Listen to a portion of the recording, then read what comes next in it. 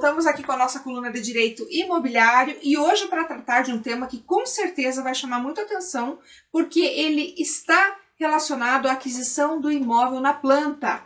Isso é bastante corriqueiro para nós, especialmente aí para o amigo corretor, para todos que estão justamente interessados nestas questões que envolvem essa negociação imobiliária, porque o contrato por si só ele já é bastante denso, traz inúmeras especificidades, é um contrato muitas vezes aí de adesão, que a gente sabe disso, né?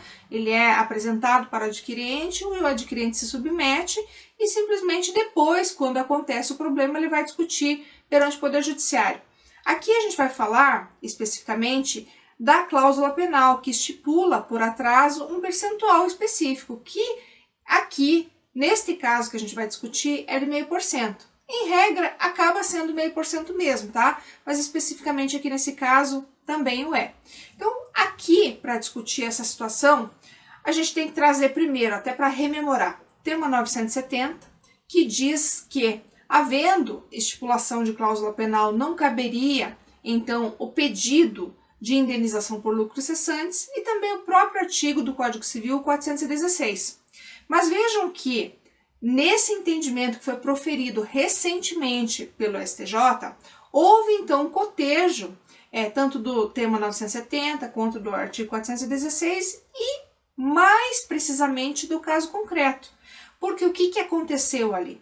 Existia uma previsão contratual de aplicação então daquela multa por descumprimento, por inadimplemento da obrigação, ou seja, a entrega tardia daquelas unidades, mas aquela multa que estava prevista naquele contrato não podia ou não contemplava a indenização justa para aquele adquirente. Então, o tribunal, justamente dentro dessa tônica, compreendeu que aquela cláusula penal por si só não poderia ser óbice para que aquele adquirente pleiteasse lucros cessantes. Isso no STJ, tá, pessoal? Porque o tribunal de origem disse que, como havia a inclusão de uma cláusula no contrato prevendo o percentual de 0,5%, que não poderia, então, haver acumulação da cláusula penal com lucros cessantes.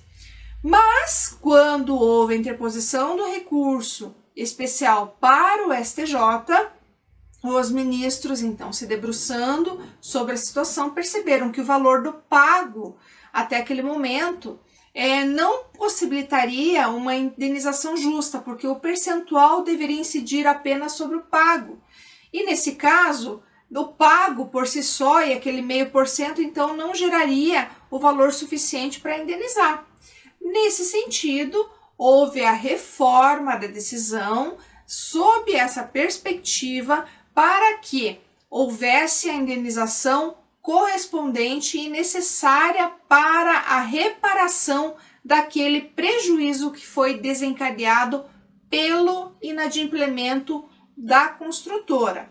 Então, o que eu quero passar para vocês, né? Que a gente tem muitas decisões, temos o tema 970, temos o Código Civil, mas a mais recente é justamente no sentido de que, havendo disposição no contrato, mesmo que exista, então, essa incidência dessa multa, dessa cláusula penal, uma vez que ela não seja suficiente para indenizar, para reparar, recompor o seu prejuízo, que você está autorizado a ingressar, sim, perante o Poder Judiciário, para pleitear uma indenização correspondente ao prejuízo que você sofreu, conforme decisão recente proferida pelo Superior Tribunal de Justiça, cabendo assim, portanto, a indenização por lucros cessantes.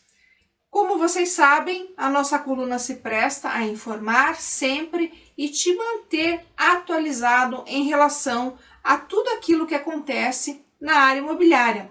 Eu sou a Débora de Castro da Rocha, mais uma vez me despeço, na certeza de que pude trazer um pouco mais de informação dessa área tão importante que é a área imobiliária. Um abraço e até a próxima!